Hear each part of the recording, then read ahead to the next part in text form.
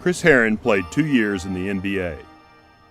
Recently, his story was portrayed in the ESPN 30 for 30 film, Unguarded.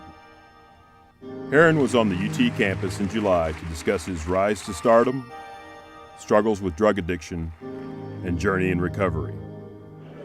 Members of the football team were in attendance. Over the last 3 years, I've traveled all over the country sharing my story in hopes of making a difference. And I share it for many, many reasons.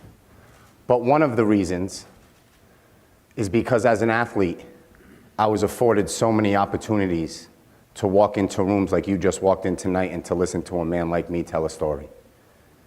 And I sat in my seat and I chose not to listen. I sat in my seat and I said, I'm ranked 9th in the United States in basketball. I'm a McDonald's All-American. I've scored 2,000 points. I'm being recruited by Texas, Kentucky, Duke. All I do is drink and smoke, man. I'll never be that guy. I had the nerve to judge. I had the nerve not to listen. But I truly believe that night that story didn't pertain to me.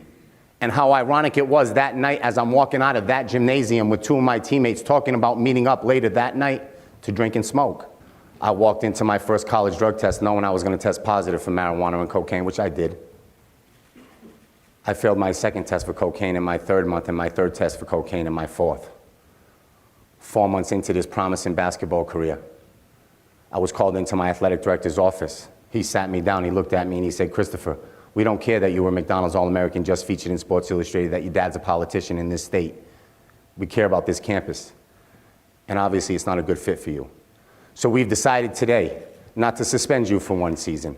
We've decided today to take your scholarship away and send you home. You are no longer welcome on the campus of Boston College. Security is outside our office. They're going to escort you back to your room, pack your bags up, and be off campus by the end of the day. As I walked back to my dorm room with security to pack my bags, I said to myself at 18 years old, I can't believe 4 months earlier, I had the nerve to stare at my phone, laugh at the man who just told the same story. That next morning when I woke up without a scholarship on my parents' couch, my dad threw the Boston Globe and the Boston Herald at me, my face on the cover of both papers. One said cocaine, the other one said, what a shame. Kid who I've known since I was 6 walked into my backyard, tapped me on my shoulder and he said, Chris, take a walk with me, man. So I took a walk. I walked around the front of my house and he said, remember we were in high school and every once in a while we could get our hands on Vicodins and Percocets? Of course, man. There's a new pill. It's like taking 5 in 1 shot. He pulled out a Ziploc bag. In that Ziploc bag were these little yellow pills. He said, these are 40 milligram Oxycontin. They're $20. Do you want to try one? I looked at that Ziploc bag at 22 years old. I reached in my pocket. I handed him a $20 bill. He dropped that little yellow pill in the palm of my hand. I looked at it and I laughed. I said, are you for real, dog? $20 for this little thing? I threw it into my mouth. I went back to my cookout, man. I had no idea that that decision that day at 22 years old was about to change my life forever. I had no idea that that 40 milligram pill would eventually turn to 1,600 milligrams a day. I had no idea I'd wake up taking 1080s and I'd go to bed taking 1080s. I had no idea that the $20 I spent that day, that $20 was going to turn to $25,000 a month Oxycontin habit. I had no idea, man. At 24 years old, I became an intravenous drug addict. At 24 years old, I never went back to that little yellow pill. 6 years earlier, I walked into a room like you did tonight. All I do is drink and smoke, man. I'll never be that guy. At 27 years old, I tried to kill myself. At 27 years old, I didn't want to live like that no more. 32 years old, I said to myself, I'm going to end this nightmare for everybody involved.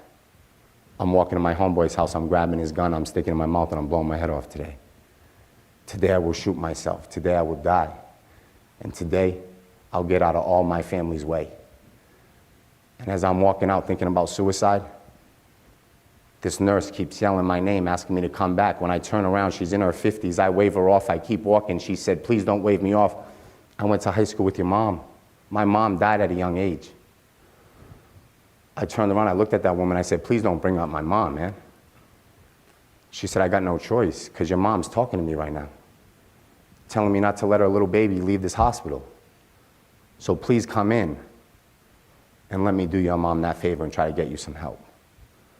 I turned around, I walked back in, I sat with this nurse crying my eyes out as I listened to her call treatment centers all over New England saying I got a former Boston Celtic with no money, no job, 2 children. Will you please give him a free bed? Everybody said no. So they kept me for 6 days. On day 6, I was being discharged, still sick, thinking about getting high. As I'm walking out, a guy I played in the NBA with that you might see on ESPN now, his name was Chris Mullin.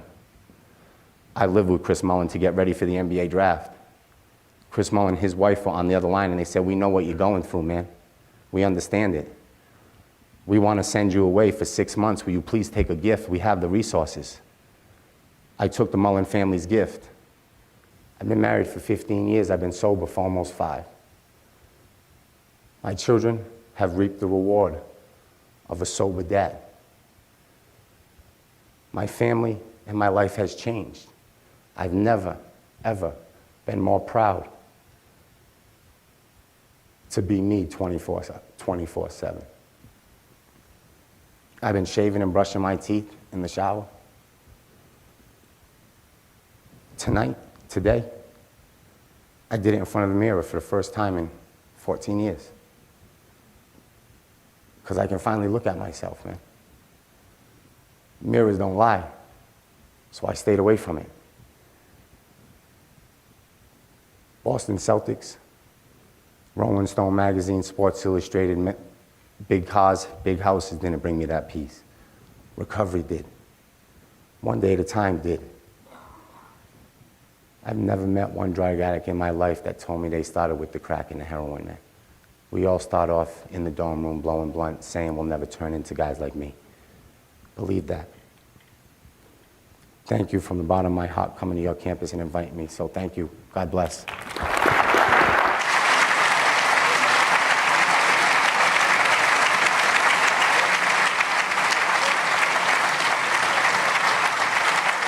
It's almost inspiring just seeing somebody up here going through all that, talking to you, just kind of lets you know what other people's lives are like, and you never know what's going on in other people's lives, and just to see the struggle and him making it through that is just almost inspiring to someone, just that you can be yourself and you can be you and make it to where you want to and have a good life. The power of one is special, and if one person was reached in that crowd tonight, you know, it's all worth it.